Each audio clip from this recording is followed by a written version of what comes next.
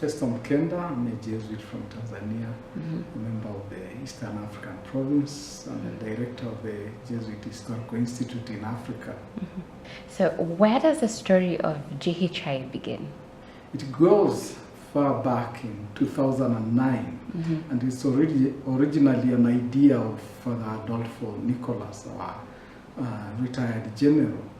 As the society was moving towards 2014, marking 200 years after the restoration of the society, Adolfo Nicholas felt that the story of the society in Africa is really not documented and therefore not well known. And he felt that the society needed to do something about that. And on top of that, he was also very convinced that the society could do something to help Africa interpret its own history. And he thought of a facility that could help that, an institution that would be helping Jesuits in Africa to know their own history, and also Africans in general to interpret their own history. And so those were his basic ideas behind the project of the Jesuit Historical Institute in Africa. Yeah. And it's quite a unique place. In fact, let me call it a unique repository of its kind in Africa. How do you manage to be able to bring all these books that have an African aspect in them, just go out and collect those books? Or how do you even find those books in the first place? As a historian myself, I'm quite passionate about collecting sources on African history. And I realized that there are a lot of sources, a lot of documents and published books that people have and would be very happy to deposit in a place in Africa where it will be safe, it will be treasured, preserved, and also made accessible to researchers. As far as I know, we have very few of those facilities on the continent. And so many people deposit their documents and books outside of the continent. And ever since we created this space and gave people, made people convinced or managed to persuade people that actually it will be safe to preserve their records and their books here, we have actually been somewhat overwhelmed really by the number of people both within Africa and outside Africa who are willing to donate their own collections and preserve it here.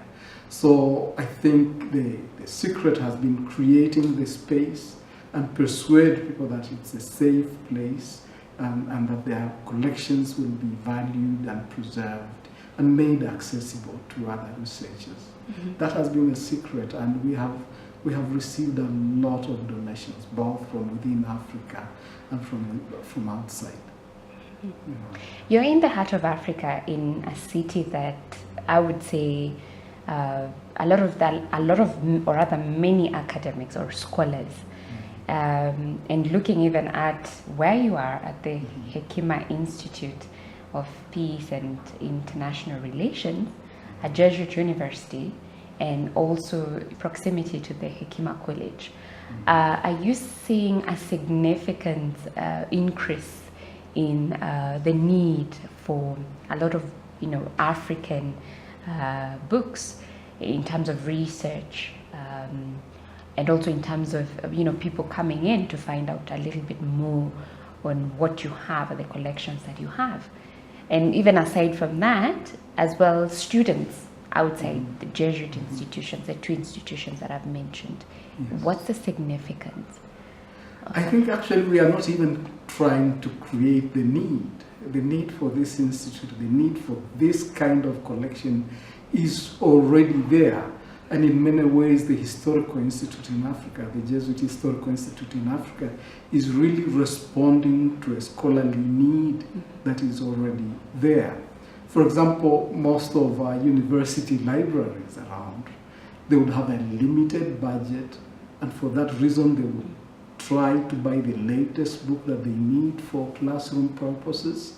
Whereas the Historical Institute is dedicated purely to research, we dedicate a number of resources, a significant amount of resources, to look for older books, older material that are not available in other libraries in Africa. And so researchers, anybody studying any topic on Africa, would definitely find this collection extremely important. What has been happening so far is that people studying Africa, people studying African history, African cultures, religions, have to fly outside Africa to find records and information, mainly in Europe, but also in America. And I think the Historical Institute is slowly beginning to reverse that. And so our audience, actually our clientele, is not only made of Jesuits, and certainly not Jesuits at JHIA and the Peace Institute, but people actually researching Africa in Nairobi and from outside Kenya, and a number of students in universities around Nairobi, especially people studying masters and doctoral, researching for their doctoral thesis, find our collection extremely important and helpful for their work. And have you moved the library from just being a room? Have you taken it or online? Is that digital space for JHIA? Of course, everything these days has to be digitized or has to go digital. So, of course, we cannot digitize every book that we have. There are copyright issues and things like that. And also, our capacity at the moment is slightly limited. But we are looking forward to actually digitizing, especially the most rare books, old books that we have that are out of copyright laws. But also, what we have done is to make sure that our catalog is entirely online. So people can find out what we have, even if they cannot read the entire document, but at least they are aware that if they visited the Historical Institute, this is the kind of information they can find out. What we have done digitally is we have created the Africa Thesis Bank, because we have also realized that a lot of research on Africa happens within Africa and especially outside Africa. And we don't have a way of knowing who has researched on what kind of dissertations and theses are being produced in different universities, both within Africa and outside Africa. So the Africa Thesis Bank is our initiative really to try and collect all these dissertations that are being produced in different universities all over the world. And these are made available online. You can go online and find the information, and if you need us to make that available to you, you can directly contact the Historical Institute and we will process the information and make it accessible to you digitally. So we are taking steps along that direction.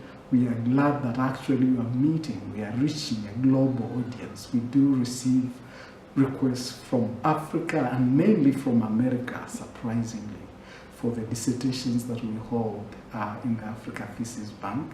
And we hope that with time we will have more dissertations deposited in the bank, and we will be also able to help more people who need that kind of information. Let's talk about some of those books you look at and you're like, I cannot believe this is in our possession. Any exceptional materials that you have that you feel, yes, this is good, that it's within our hands in Africa, an African material perhaps, That's or even right. a book, an That's artifact, Yeah. a piece of art. Yes. Yeah, let's talk We about actually have quite a lot of those, the kind of things that anybody who visits the Historical Institute, I can't but show them that we have this and that and that. And I could name a few. In terms of books, I'm very proud that we have in our possession an original copy of a catechism that was published, or rather written in Angola by a Jesuit, an Angolan-born Jesuit in 1660. And that's quite an old book, and to be able to have it here is quite significant, and we're very proud of that. We also have another catechism of the 18th century, that's 1700s, which is a translation of some works of Robert Bellarmine, Cardinal Robert Bellarmine, into Gaze and Arabic. And I'm very happy that we have this text in our possession, because clearly a text that was produced for Ethiopia.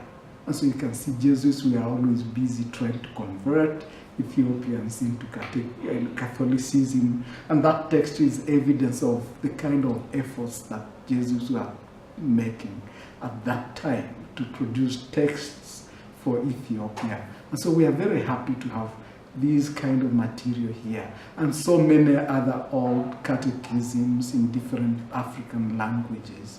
They are really treasures that we hold very, very, very dearly. In terms of artifacts of material culture, if you wish, we are proud custodians of the chalice of Theia de Chardin, and that's something quite valuable. Theia de Chardin was a very famous Jesuit, and to be able to have the chalice that we are told and we are certain that actually he used it on the very last day of his life here on earth. And so to be able to be custodians of that chalice, that really is important to us. So such things, plus so many other things. We have a number of parchments, these are manuscripts from Eritrea, which were given to us by a woman from Eritrea who has collected these for years, preserved them, and found this place good enough and safe enough for her to deposit them here.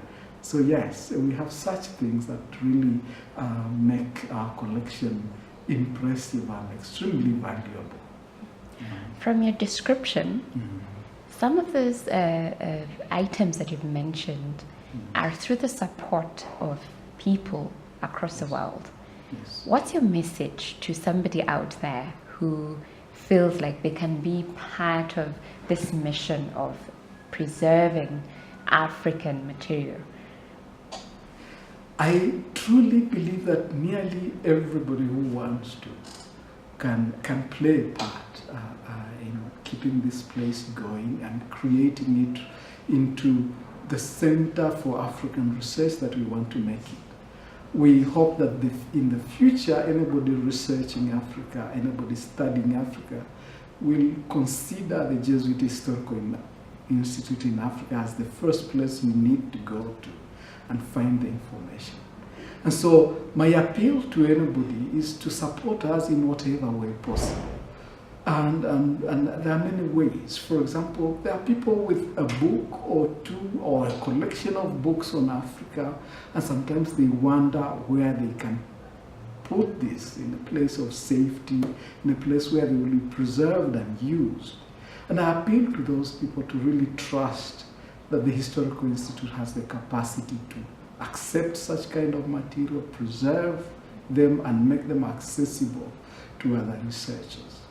As we collect older books and older material, we also look forward to collecting newer ones.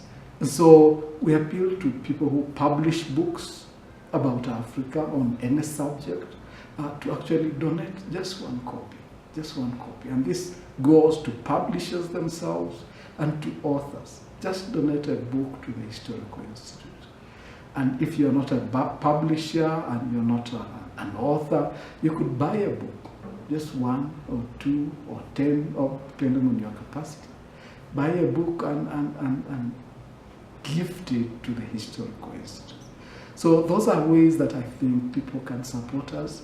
We have huge financial needs this place has to run, and we entirely depend on donations. And again, I would appeal to anybody who can to support us with whatever little they can. When we started, our motto was haba na haba hujaza kibaba. Little by little, the bowl is full. And so we do appeal to people to donate whatever they can, even financially, to help us sustain this mission and grow it to its destiny, really. Yeah. Thank you very much, Father Festo.